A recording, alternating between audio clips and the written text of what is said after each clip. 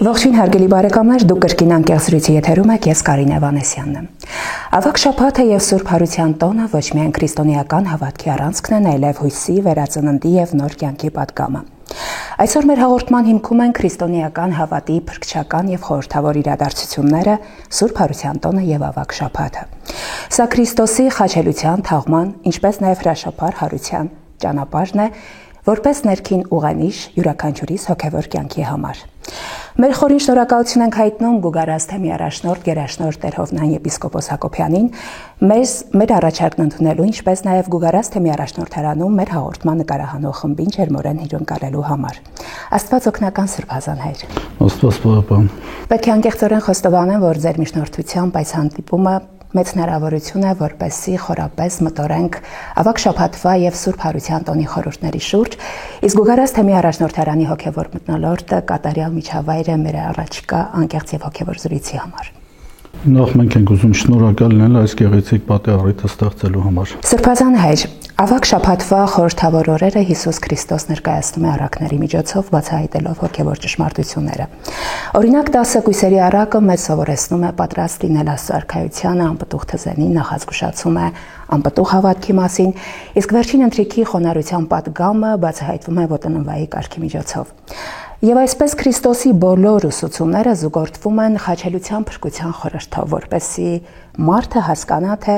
ինչ է իրենից ներկայացնում սիրո, զոհողության եւ հոգեվոր վերածննդի ճանապարհը։ Խնդրում եմ ներկայացնել ձեր հոգեվոր մեկնությունները այս օրերի հոգեվոր ուղերձների վերաբերյալ եւ ինչ նշանակություն ունի Ավագ շաբաթը քրիստոնյայի կյանքում եւ ինչպես պետք է ապրի այն։ Շատ բարի, ինչպես ասացիք, Ավագ շաբաթը դա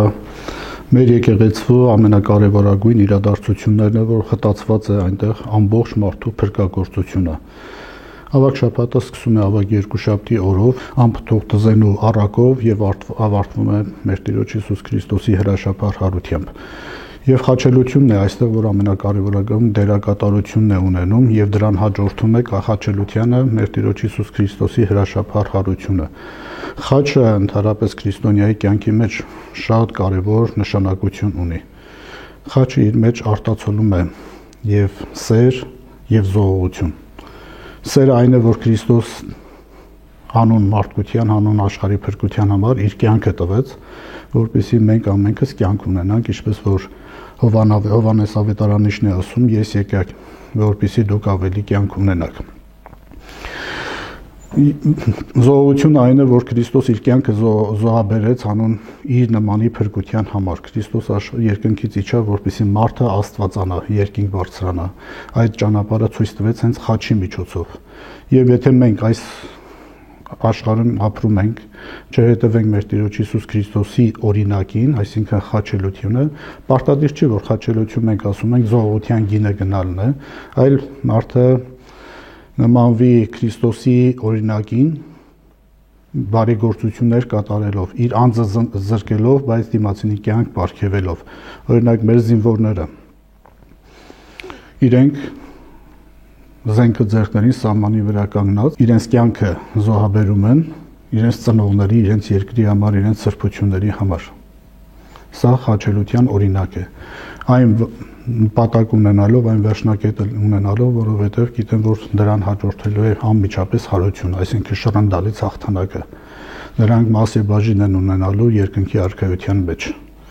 Հետևաբար մեր եկեղեցու աստվածաբանության մեջ ամենակարևոր դրվագները խաչելությունն է եւ խաչելությանը անմիջապես հաջորդող Սուրբ Հարությունը։ Պետք է զուգահեռ անցկացնենք նաեւ այս ժամանակահատվածը մեր իրականության հետ, մեր այսօրվա իրականության հետ։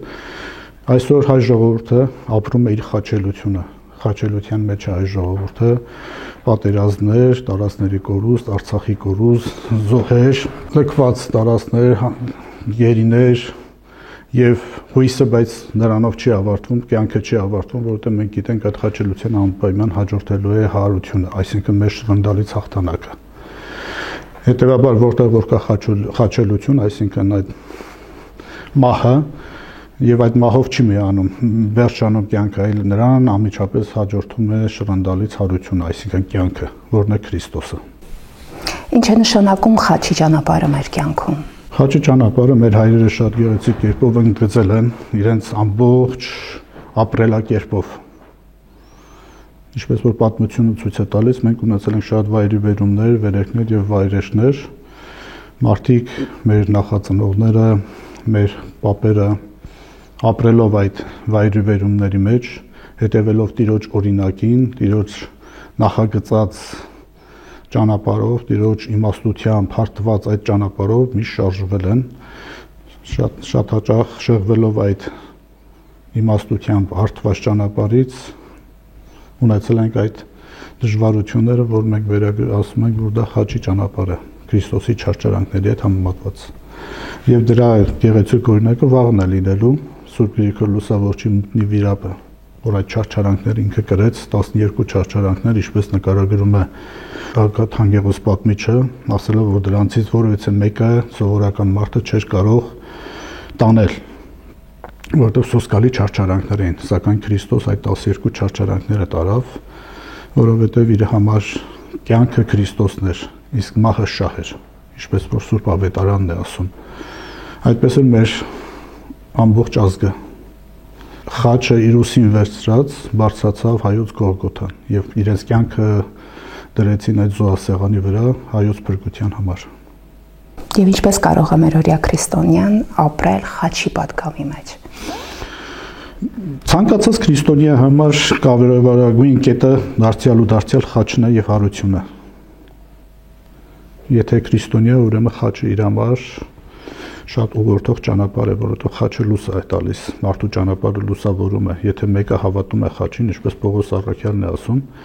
մեծ փրկվածներիս համար խաչը զորություն է, իսկ հիմարների համար անմտություն։ Իսկ քրիստոնյայի համար դա զորություն է եւ կյանք է։ Իսկ խաչը ոչ միայն սիրո զոհության նշան է, այլ նաեւ կյանքի նշան է, որ կյանք է հորդում խաչից։ Ավագ ուրբաթը ամենածանր օրերից մեկն է։ Խաչելությունը ինչ խորհուրդ է կրում մերօրյա քրիստոնյայի համար մեր օրերում, մեր կյանքում։ Դարձել, եթե զուգահեռներ պիտի տանենք, մենք պիտի անդրադառնանք մեր Արցախին, մեր զինվորներին Արցախին, որոնք ապրեցին այդ խաչը իրենց ուսերին վերցված եւ պետք է ասել պատվով խաչը իրենց ուսերին վերցրեցին եւ գնացին հանուն իրենց նմանների համար փրկության։ Սա է քրիստոնյայի հիմնական քրիստոնեական վարդապետությունը։ Մեկը իր անձը զոհել հանուն իր նմանի փրկության համար։ Քրիստոս եկավ աշխարհ, իր կյանքը զոհել, իր անձը զոհեց եւ սովորեցրեց, որ յուրաքանչյուր քրիստոնյա պետք է իր անձը զոհել կամ զոհաբերվել իր նմանի փրկության համար, աշխարհի լուսավորության համար, Տիրոջ լույս սկզբունքները տարածելու համար։ Հիսուս Քրիստոսի վերջին խոսքերը խաչի վրա ինչ պատկան են խորհրդանշում մեզ համար։ Աստված իմ ինչի թողեցիր ինձ։ Տերը այդտեղ ցույց է տալիս իր կատարյալ մարդ լինելու հանգամանքը, ոչ միայն ինքը ամբողջությամբ մենք ասում ենք, որ կատարյալ Աստված էր եւ կատարյալ մարդ, եւ այդտեղ իր կատարյալ մարդ հասկացողությունը ցույց տվեց, եւ նա բարձր ձայն աղաղակելով իր հոգին ավանդեց եւ գնաց միանալու իր երկնավոր հորը։ Հովանու ավետարանի մեջ ասում է. Տեր փառավոր ինձ այն փառքով, որ ունեի նախքան այս աշխարհի գալը։ Այսինքն դա ցույց է տալիս, որ Քրիստոս նախքան աշխարհ գալը ինքը եղել է, նա Աստված է եղել, եւ այստեղ մենք չենք կարող տկարացնել Քրիստոսի աստվածությունը, ասելով, որ այստեղ մարդկային իր բնությունը ցույց տվեց։ Եվ սխալ ընկալումը չլինի, որ մենք ասենք մարդկային եւ աստվածային բնությունները մենք բաժանում ենք Քրիստոսից։ Սակայն այդ բանին ինքը ցույց տվեց իր մարդկային, բայց կատարյալ բնությունը, որ իր հոգին ավանդեց իր երկնավոր հորը։ Սրբազան հայր, ինչպես պետք է քրիստոնյան հոգ տանի իր հոգևոր կյանքի մասին, որ միշտ պատրաստ լինի։ Քրիստոնյայի պարտականությունը հետևյալն է. ինքը իր ամբողջ կյանքի ընթացքում պետք է Աստծուց խնդրի երկնքի արքայությունը։ Եթե մարդ երկնքի արքայությունն է խնդրում, դա նշանակում է, որ արդեն ինքը հասել է այն հոգևոր մակարդակին, որ ունի բավականին շատ մեծ տեղեկություն քրիստոնյայի կենցաղավարության վերաբերյալ։ Հենց որ ինքը արդեն սկսում է իր աղոթներում անձանձրույթ աղոթքի կանգնել եւ խնդրել երկնքի արքայությունը, նշանակում է, որ նա արդեն հոգեվոր կատարելության է հասել, իր աղոթքը արդեն Աստծո մոտ ընդունելի է դարձել։ Եվ ամեն անգամ, երբ մարդ կանգնում է աղոթքի եւ խնդրում է Աստծուն երկնքի արքայությունը, դա մի հոգեվոր ուրախություն է պատճառում անհատ հավատացյալին, քրիստոնյա մարդուն։ Հետևաբար յուրաքանչյուր քրիստոնյա պետք է ձգտի այդ կատարելությանը հասնելու։ Մեզանից յուրաքանչյուրը շատ ականատես ենք լինում եւ ոչ միայն ականատես ենք լինում, կարող է նույնիսկ մենք լինենք այդ դերակատարը, կարծում ենք թե եկեղեցի մտնելով, մոմ վառելով, տերունական աղոթքը ինքնաբերաբար աղոթելով մենք քրիստոնյա ենք, չէ՞, մենք քրիստոնյա այդպեսով չենք դառնա։ Քրիստոնյա դառնալու ճանապարհին կարող ենք լինել, սակայն քրիստոնյա դառնալու համար տերունական աղոթքը մեզ գեղեցիկ կերպով ցույց է տալիս, թե ինչ պետք է անենք։ Հենց տերունական աղոթքի մեջ փառաբանություն երկնավոր Հորը, այնուհետև խոստովանություն ներկայացնել երկնավոր Հորը, այնուհետև միջնորդություն, որովհետև մեզանից յուրաքանչյուրը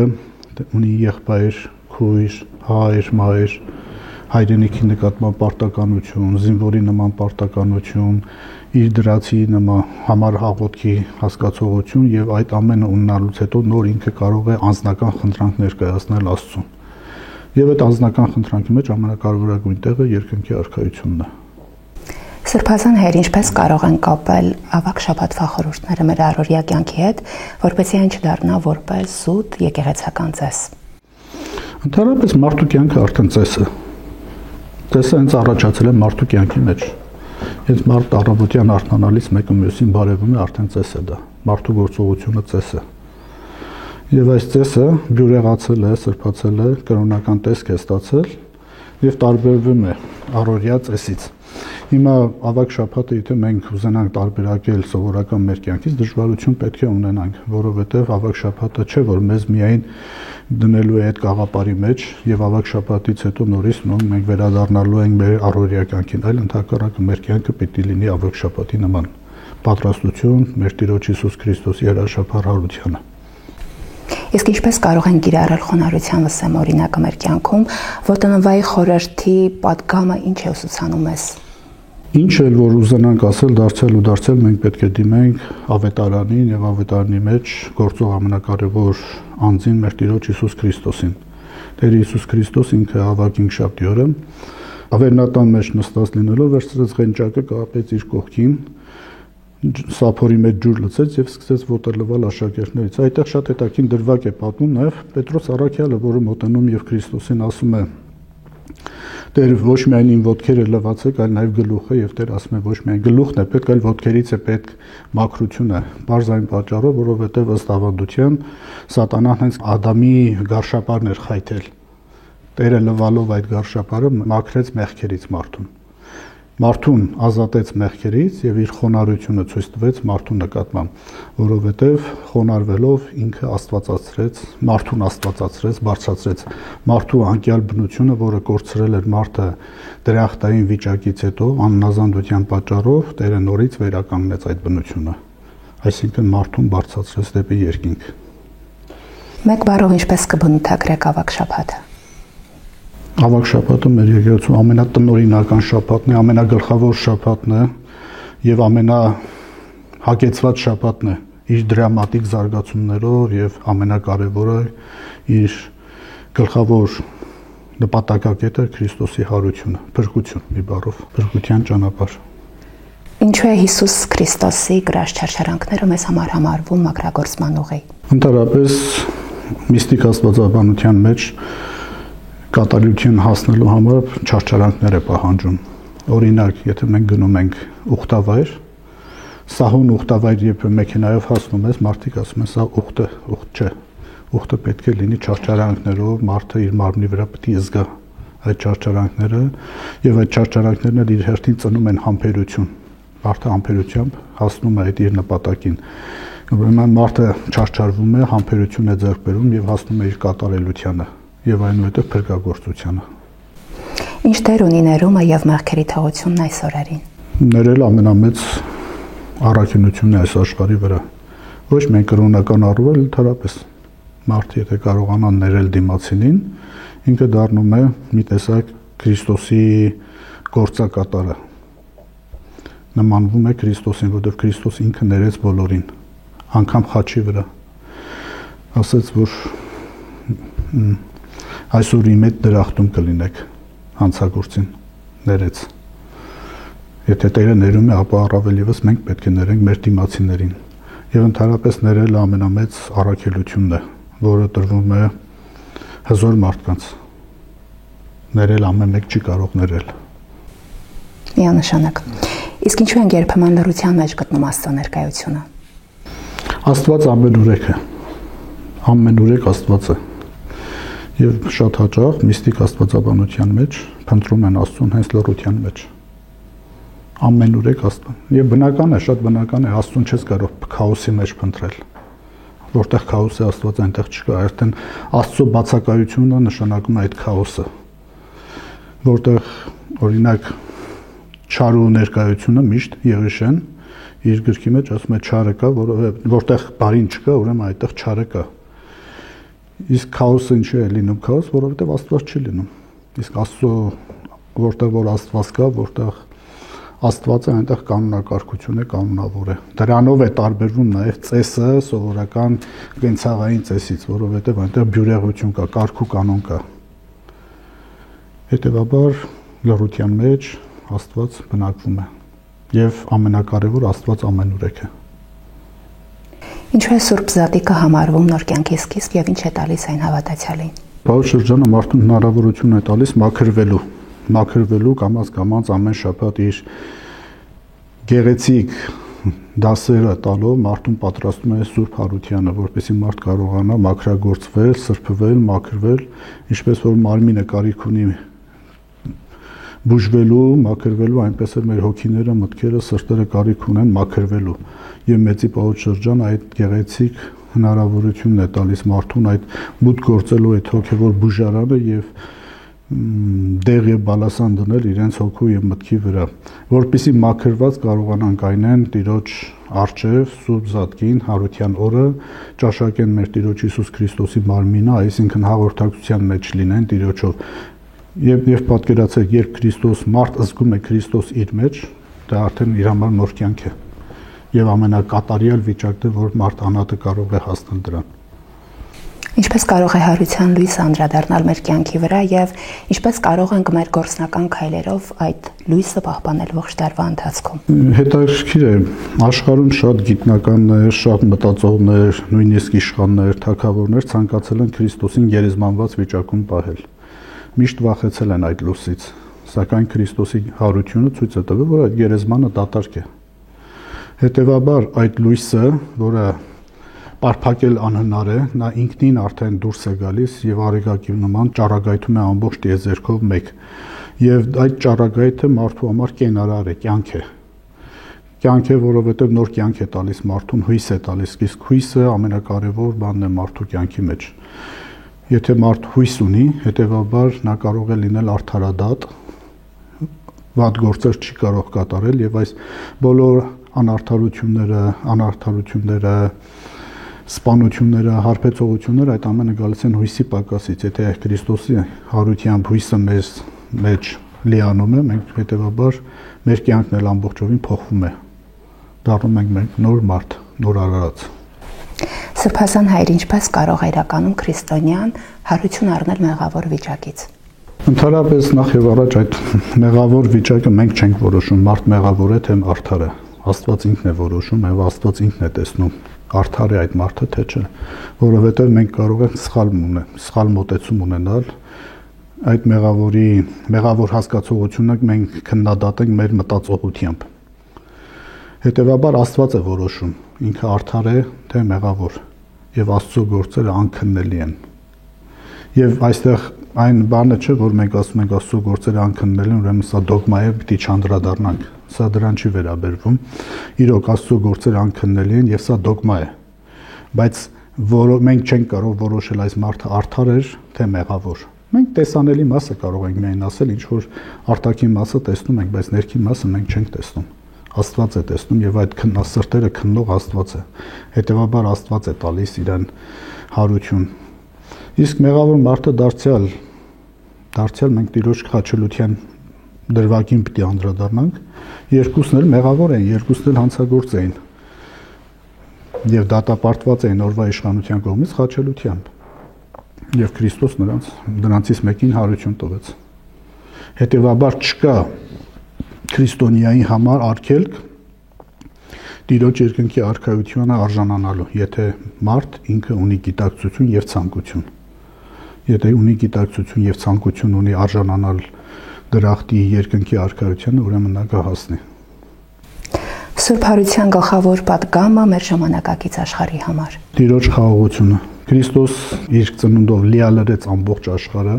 վերագտնվեց արդարությունը աշխարհում եւ Տիրոջ հարությամբ նույնպես պետք է խաղաղություն եւ արդարություն տիրի ամբողջ երկրի վրա։ Ինչպես որ հայտնության գրքի մեջ է ասում, պետք է լինի նոր երկինք եւ նոր երկիր։ Սուրբազան հայր, արդյոք այսօր մեր կյանքում հանդիպում ենք մարդկանց, ովքեր իրենց վարքագծով հիշեցնում են Հիսուսի ժամանակների նման փարիսեցիներին։ Գիտեք, այդ բանը միշտ էլ եղել է եւ շարունակելու է լինել, ինչքան որ մարդկությունը կա։